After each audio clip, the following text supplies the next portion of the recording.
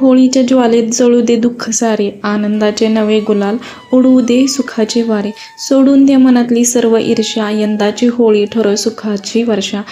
पुरणपोळीचा गोडवा आणि प्रेमाचा सण, तुमच्या आयुष्यात येवो सुखाचे क्षण. तर माझ्या सर्व स्वामी भक्तांना होळीच्या मनापासून खूप खूप शुभेच्छा. तर आणखी एका नवीन व्हिडिओमध्ये आपले खूप खूप मनापासून स्वागत. तर दिवसाची सुरुवातच अशी झालेली होती की आज सकाळी ही शुचिर्भूत झाल्यानंतर सूर्यदेवतेला जल अर्पण केलं आणि त्यानंतरनं जे काही डीप क्लिनिंग करायची होती, घर झाडणं असू देत किंवा दरवाजा पुसण्याला आणि शिंपडून उंबरठा वगैरे पुसून घेतला. आणि त्यानंतरनं इथे जे काही बघा आपल्या घरात अलक्ष्मी दरिद्रता आहे तर ती दूर व्हावी, तर त्यासाठी इथं मी कणकेचा दिवा बनवून घेतलेला आहे आणि द्विमुखी वात म्हटलं आधी प्रज्वलित करावी, त्याची पूजा करावी आणि त्यानंतरनं सर्व काय आवरून घ्यावं. आता मिस्टरांना काही सुट्टी नव्हती त्यामुळे त्यांना तर शिफ्ट होती, त्यामुळे त्यांना टिफिन वगैरे बनवून दिला आणि त्यानंतरनं शुचिर्भूत झाल्यानंतर सर्व काय आवरायला घेतलं.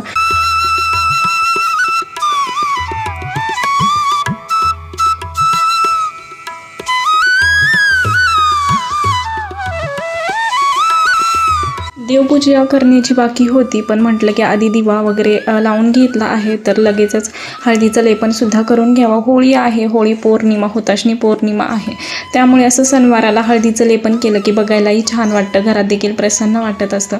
आज जास्वंदीच्या झाडाला सुद्धा खूप छान असं फूल आलेलं आहे.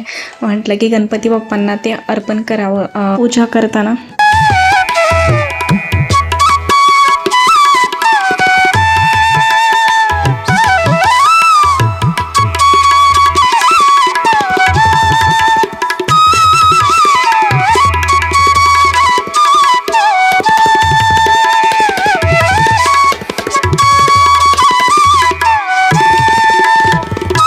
सर्व काही कामांची गडबड होती, त्यामुळे जे काही हळदीचं लेपन करायचं होतं तर हळदीमध्ये जास्त माझ्याकडून पाणी पडलं. तर म्हटलं हळद जर त्यामध्ये मिक्स केली तर जास्तीचं व्हायचं, त्यामुळे आहे असंच जे पातळ झालेलं होतं हळद तर तशीच मी हळदीचं लेपन करून घेतलं. पण असं बघायला थोडं वेगळं वाटतंय, पण म्हटलं ठीक आहे असू देत, गडबडीत काही ना काही होऊन जातं. तर रांगोळी वगैरे काढली. ही जी मी रांगोळी काढलेली आहे ना तर ह्याला लक्ष्मी पद्म असं म्हणतात. तर हळदीनं तिथं सुद्धा सारवून घेतलं जे उरलेली हळद होती ती, आणि त्यानंतरनं लक्ष्मी पद्माची रांगोळी अशी काढून घेतली. त्यामध्ये कलरसुद्धा भरला, बघायला खरंच खूप छान वाटत होतं ते.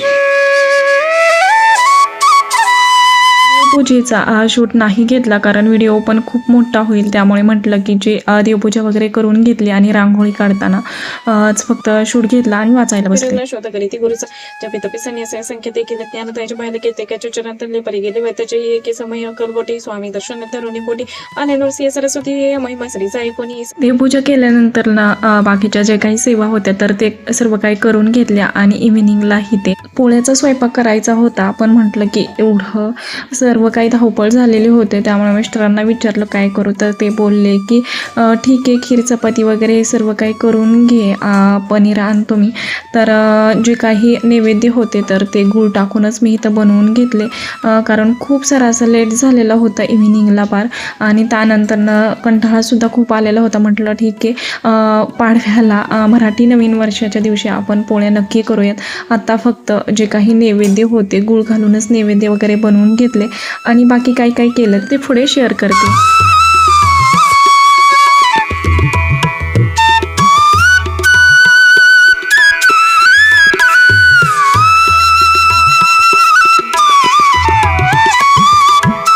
मिस्टरसुद्धा तोपर्यंत ऑफिसमधून घरी आले आणि हे एवढं सर्व काय केलेलं बघितल्यानंतर ना बोलले की एवढं सर्व तर केलेलंच आहे, त्याऐवजी पुरणाची पोळी झाली असती, होळी आणि पुरणाची पोळी असं बोलून गेले. मग मला असं वाटायला लागलं की एवढं सर्व काही आपण बनवलेलं आहे पदार्थ, मग त्याऐवजी फक्त सर्व काही झालंच होतं, फक्त जे काही पुरण शिजवायचं बाकी होतं, डाळ शिजवायची, पुरण करायचं तेवढंच पेंडिंग राहिलं होतं, बाकी सर्वच तर मी केलेलं होतं. नंतर असं वाटायला लागलं की आपण एवढं सर्व तर केलं, पण त्या बदल्यात पोळ्या केल्या असत्या तर खरंच मनाला देखील खूप छान वाटलं असतं. आज सण आहे, वर्षातनं एकदा होळीचा सण, तर नंतर असं वाटायला लागलं की पोळ्याच करायला पाहिजे होत्या, पण गेलेली वेळ कधी येत नाही, त्यामुळे ठीक आहे म्हटलं पण पाडव्याला नक्की पोळ्या करूयात.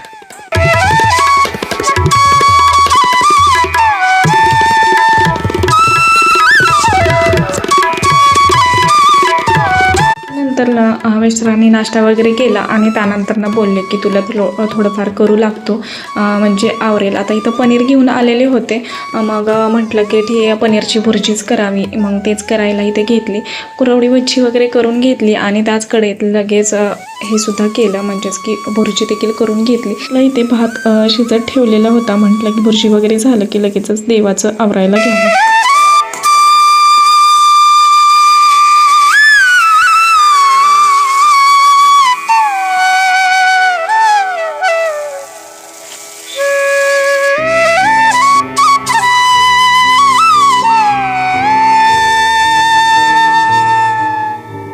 सर्व काही आवरस्तोपर्यंत 6:30 झालेले होते. त्यानंतर फ्रेश झाले, देवाला दिवाबत्ती वगैरे करून घेतली, बाहेरसुद्धा दिवा लावला आणि त्यानंतर जे काही नैवेद्य बनवलेले होते तर ते भरायला घेतले. एवढे नैवेद्य का केलेत तर म्हटलं की घरच्या देखील देवांना एक नैवेद्य ठेवावं.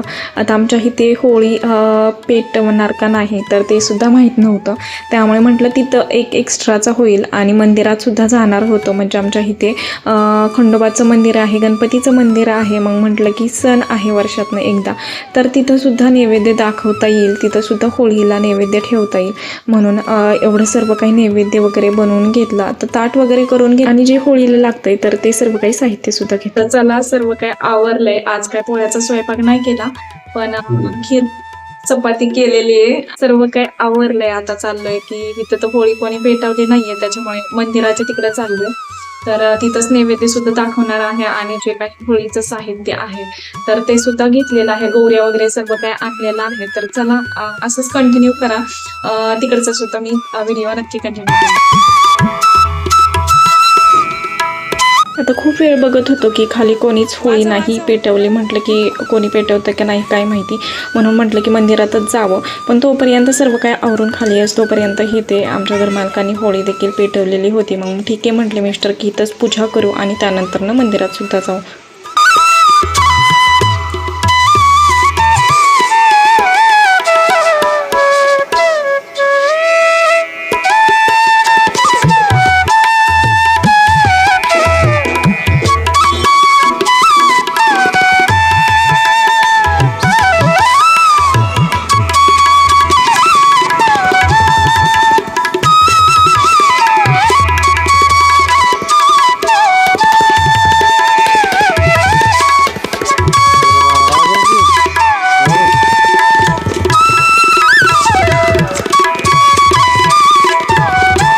होळीचा दिवस म्हटलं की सर्व काही जे काही वाईट आहे तर ते होळीबरोबर दहन व्हावं आणि आपल्याही आयुष्यात सुख समृद्धी समाधान यावं, यासाठी होळीचा दिवस आपण साजरी करत असतो. त्याचबरोबर बघा जे काही होळीचे उपाय असतात तर ते सर्व काही मी केलेले होते. जे काही सेवा होत्या तर ते सर्व काही सकाळ सकाळी सर्व काही देवपूजा झाल्यानंतर सर्व काही सेवा वगैरे करून घेतल्या.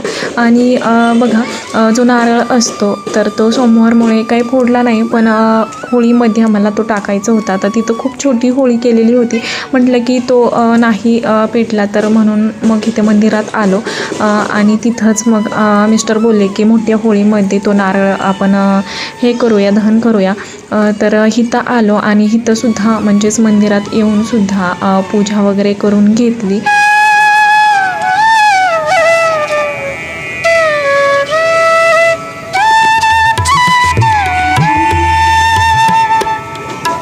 पूजा वगैरे झाल्यानंतर मी इथे होळीची राख घेत होते, कारण होळीची राख घरी आणून ती त्यामध्ये थोडे मीठ मोहरी मिक्स करून घरात व जवळ ठेवल्याने भूतबाधा नजर दोष होत नाही आणि त्यामुळे ही राख मी घेत होते. आणि असंही म्हटलं जातं की बघा एखाद्याला नवग्रहाचा त्रास असेल आणि त्यांनी होळीची राख दुसऱ्या दिवशी अंगाला लावून जर स्नान केलं तर नवग्रहाचा त्राससुद्धा खूप मोठ्या प्रमाणात हळूहळू कमी व्हायला लागतो.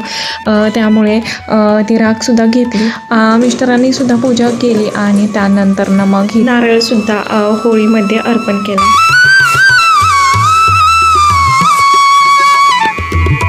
होळीची पूजा झाल्यानंतर इथे खंडोबाचं मंदिर होतं छोटंसं, तर तिथं आलो. तिथंसुद्धा नैवेद्य वगैरे दाखवून घेतला, तुपाची वात प्रज्वलित केली.